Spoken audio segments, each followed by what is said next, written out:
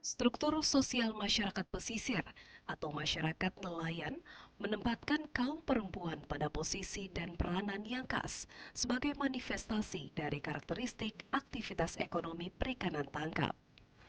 Posisi sosial yang spesifik ini menjadikan perempuan pesisir memainkan peranan penting dalam menjaga kelangsungan hidup rumah tangganya dan aktivitas ekonomi masyarakatnya.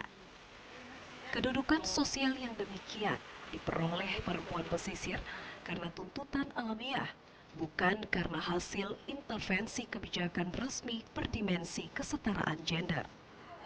Seiring perubahan-perubahan aktual yang terjadi karena kebijakan ekonomi negara, pengelolaan sumber daya pesisir laut yang eksploitatif, dan dampak pemanasan global terhadap kehidupan nelayan.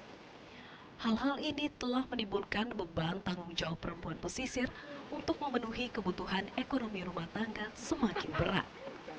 Jika situasi demikian terus berkembang luas, maka hal ini akan menjadi ancaman serius terhadap kelangsungan hidup masyarakat pesisir, termasuk kaum perempuan.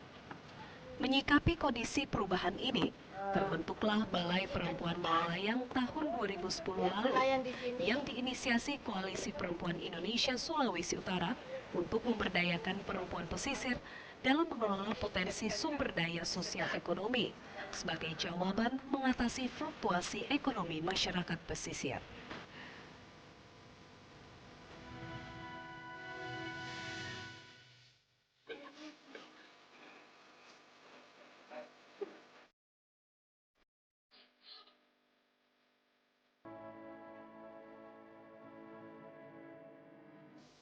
Selamat pagi ibu-ibu yang sudah datang di tempat ini. Kita sama-sama ada pertemuan Balai Perempuan membicarakan tentang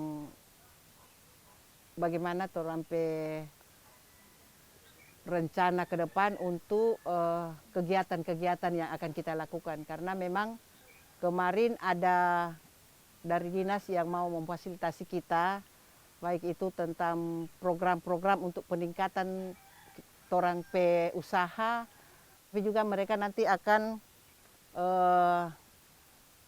bantu kita dalam kalau kita butuh misalnya apa namanya memfasilitasi alat-alat. Tapi sebelumnya kita nanti balai yang ada di Malalayang ini bersama dengan anggota kita akan sama-sama eh, kita akan mempraktek ikan, kerupuk ikan. Kita akan membuat kerupuk ikan karena kebetulan memang untuk sekarang ini nelayan-nelayan kita yang ada di pantai sini menghasilkan banyak ikan. Jadi kita manfaatkan ikan-ikan itu, kita akan membuat kerupuk ikan dan nanti kita akan lihat nanti bagaimana akan selanjutnya. Kita mungkin ada lagi olahan-olahan lain yang akan kita praktek nanti.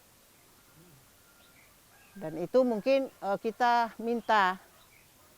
minta keseriusan dari ibu-ibu menanggapi itu dan keseriusan untuk kita sama-sama dalam ketika orang mau melakukan atau mempraktekkan kerupuk, nanti kita akan minta kesediaan waktu daripada ibu-ibu agar supaya ibu-ibu pun dapat memperoleh banyak pengetahuan sehingga nantinya ibu-ibu ini akan ada punya penghasilan masing-masing atau tersendiri-sendiri. Ya, sudah, kalau begitu terima kasih banyak. Mungkin nanti kasih tahu sama teman-teman lain, anggota-anggota lain yang tidak hadir saat ini, kasih tahu karena nanti orang akan ada kegiatan secepatnya, mungkin besok atau lusa kita akan ada kegiatan pembuatan kerupuk ikan supaya mereka boleh bersama-sama dan itu bermanfaat bagi mereka kalau mereka itu serius untuk melakukan kegiatan ini. Boleh jadi nilai tambah buat keluarga mereka, untuk kepentingan mungkin baik itu biaya pendidikan anak mereka, apalagi di masa pandemi ini banyak sekali kuliner-kuliner yang memang mau bilang ya, jadi pendapatan mereka menurun. Saya sudah sosialisasi beberapa teman-teman yang punya usaha, misalnya dari 12 kilo tinggal 3 kilo, tinggal 2 kilo, menurun. Jadi bagaimana kalau orang mau ini snack kan gampang, anak-anak boleh itu. Jadi itu beralih. Kalau misalnya orang biasa jual nasi kuning atau jual makanan, kadang laku, maka kita beralih ke snack-snack. Siapa tahu dengan snack ini dapat menambah penghasilan ibu-ibu. Orangnya tidak mau stres, mau berpikir, ya terjangkau lagi. Jadi terima kasih banyak bagi ibu-ibu yang memberikan waktu, dan itu nanti akan